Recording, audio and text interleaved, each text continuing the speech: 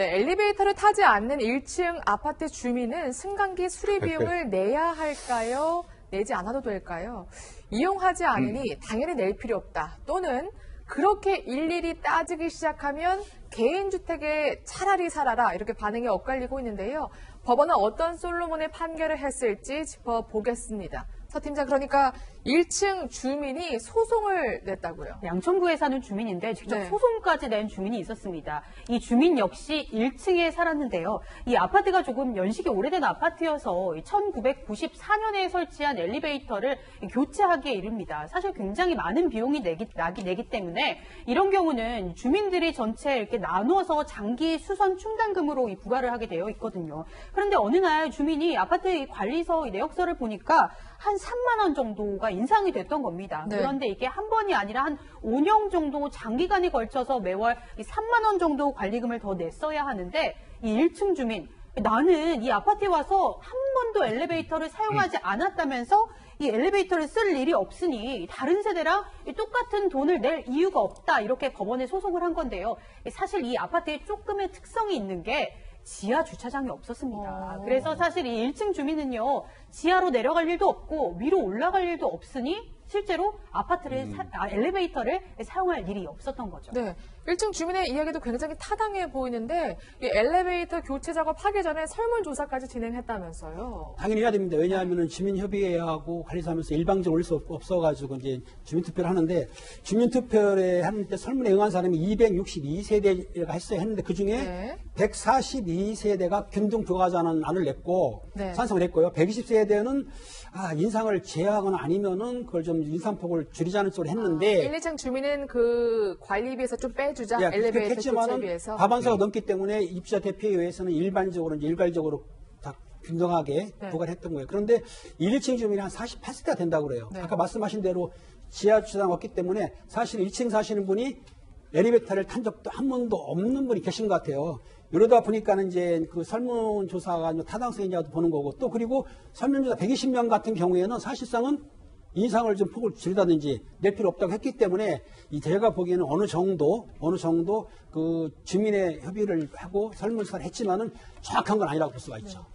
다시 한번 볼까요? 찬성이 55%, 반대가 45%인데 당연히 말씀하신 대로 1, 2층 주민들이 적은 세대니까 저렇게 찬성 비율이 당연히 높을 수밖에 없겠죠. 오히려 반대 비율이 높다 이렇게 생각마저 드는데 여러분의 생각은 좀 어떠십니까? 입주인들의 생각은 어땠는지 저희가 한번 직접 들어봤습니다.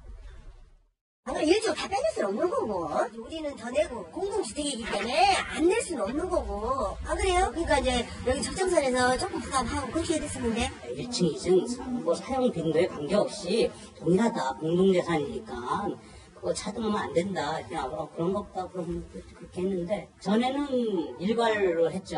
평등하게 하자 했는데, 이게 다른 아파트하고는 좀 다르게 지하 주차장이 연결이 안 돼 있고, 솔직히 저 여기 살면서 한 번도 타본 적이 없거든요. 엘리베이터 다 올라가지고 버튼 한번 눌러본 적이 사실은 없어요.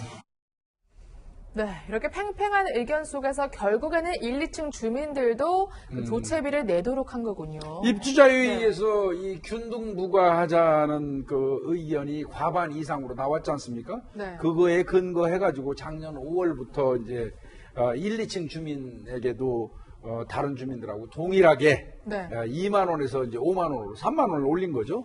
인상한 그 장기 수선 충당금을 강행을 했습니다, 여기. 그래서 결국에 소송까지 가게 되는 거고요. 네, 맞습니다. 그런데 사실 왜 2층 주민도 함께 참여를 했을까 좀 궁금하신 분들이 있을 텐데, 저희 취재진이 실제로 아파트를 가보니까 2층이 안 울렸습니다. 그러니까 이 엘리베이터는 3층부터 운행이 되기 때문에 실제로 이 소송에는 1, 2층 주민들이 동의를 하게 된 거죠. 네, 그래서 총 43세대가 이렇게 소송을 제기했다고 합니다. 변호사님, 법원이 어떻게 판단을 했을지 궁금해지는데요. 일단 법원은 그 1, 2층 입주자의 손을 들어줬습니다. 뭐라 그랬냐면요. 아무리 승강기가 그 공용 부분이라는 점을 고려를 한다고 하더라도 실제로 승강기를 이용하지 않으니까 충당금을 균등 부과하는 것이 부당하다라고 하는 이 1, 2층 입주자들의 주장은 굉장히 설득력이 있다라고 판단을 했고요. 그리고 이제 입주자 대표회의에 대해서도 입주 주민들의 그 대표로서 그 1, 2층 입주자들의 입장도 아파트 전 주민에게 제대로 잘 설명을 하고 균등부가 있을 때 차등부가 부과했을 때 장단점이라든지 아니면 다른 아파트 사례 같은 경우에는 어떻게 했는지를 다 설명을 충분히 하고 의견을 수렴하는 절차를 거쳐서 이거를 결정을 했었어야 되는데 그게 아니라 단순하게 그냥 설문조사만 하고 의견 수렴 과정이 좀 부족했다라고도 봤고요. 그렇기 때문에 결론적으로 충당금을 이렇게 인상해서 균등 부과하는 것은 위법이다, 부당하다라고 봤습니다. 네.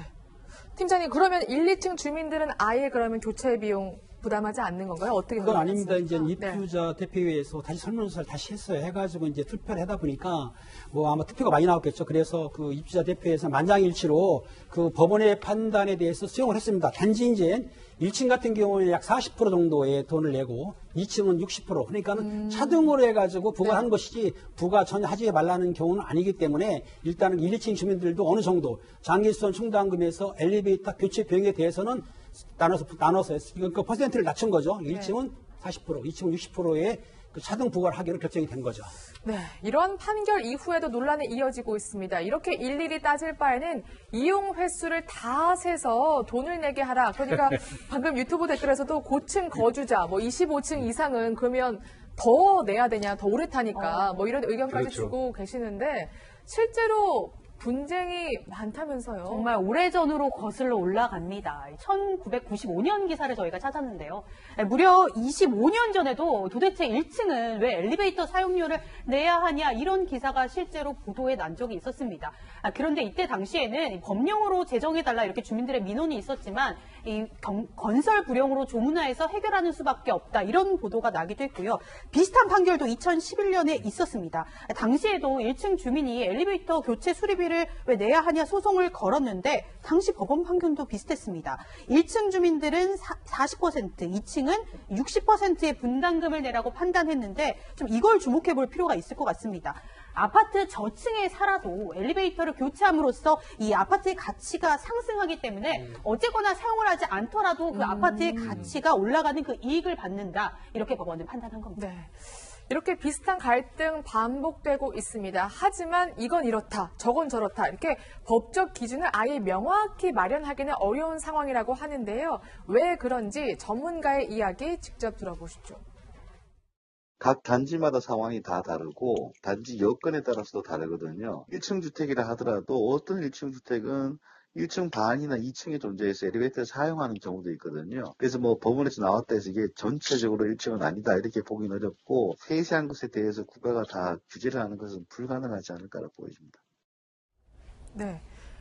이렇게 대답을 해주셨는데 변호사님 사실 제가 아까 언급한 시청자 질문 바로 좀 드리고 싶은데 그러면 정말 1, 2층 주민들이 안 낸다면 적게 낸다면 뭐 10층 이상, 25층 이상 주민들은 더 많이 내야 되는 거 아닌가요? 어떻습니까? 근데 사실상 네. 그렇게 이제 부과하기는 좀 힘들 것 같아요. 왜냐하면 이게 10층 이상, 20층 이상 거주자가 그러면 얼마나 전기를 실질적으로 더 많이 쓰느냐 이런 것까지 다 따져야 되는 부분인데 우리가 일단은 아파트에 들어가서 공동 거주민으로서 거주를 한다라는 것에 대한 합의는 내가 공용 그 부분에 대해서도 일정 부분 부담을 하겠다라고 사전에 합의를 하고 거주를 들어가는 것이라고 봐야 하는 것이고요. 그렇기 때문에 일반적인 아파트 관리비에 포함된다라고 하는 그 승강기 관리비 정도는 이제 균등 부담하는 것이 맞지만 하지만 이번 사례 같은 경우에는 그 수선비였단 말이에요. 한 번에 목돈이 들어가는 수선비로 볼 수가 있기 때문에 이거를 균등 부담하는 것이 맞느냐 아니냐 이렇게 얘기가 나왔던 것이고 일반적인 사용료 정도는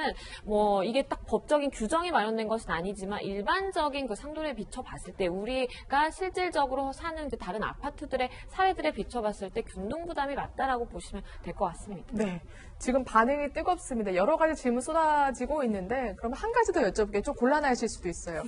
차 없으면 주차장 이용비 빼주고 애 없으면 놀이터 이용비 빼주고 그리고 뭐 골프 연습장, 요즘은 수영장, 아파트 내 정말 편의시설이 많잖아요. 이용하지 않으면 빼줘야 되는 거 아니냐. 또 이렇게 말씀하시는 분들이 많네요. 이게 다른 이제 이번 사건에 대해서도 법원이 그랬잖아요. 다른 아파트들의 사례를 좀 봤어야 된다라고 네. 얘기를 했는데 제가 보면은 이제 다른 아파트 아파트들의 경우에 그럼 놀이방이나 이런 뭐 수영장이라든지 기타 편의시설을 이렇게 누가 이용하고 안 했고 사실은 그 돈을 빼준다기보다는 직원 비용이라든지 전기세 같은 그런 공용 부담 부분은 균등 부담하되 이용하는 입주민들이 뭐 1,000원이든 2,000원이든 조금의 이용료를 더 부담하는 식으로 해결하는 뭐 아파트 사례들이 조금 있는 것 같아요. 그러니까 기본적인 사실 전기세라든지 인건비 같은 경우에는 나는 이용을 안 했으니까 안 낸다 이것이 아니라 어쨌든 내가 거주하는 아파트에 수영장도 있고 그런 편의시설이 있어서 아파트 가치가 상승하고 그렇죠. 어쨌든 내가 거기에 거주하는 입주민이니까 그거는 부담하신다라고 보시는 것이 맞겠고 다만 내가 이용을 안 했으면 이용비는 사실은 안 내는 것이 맞겠죠. 네, 알겠습니다.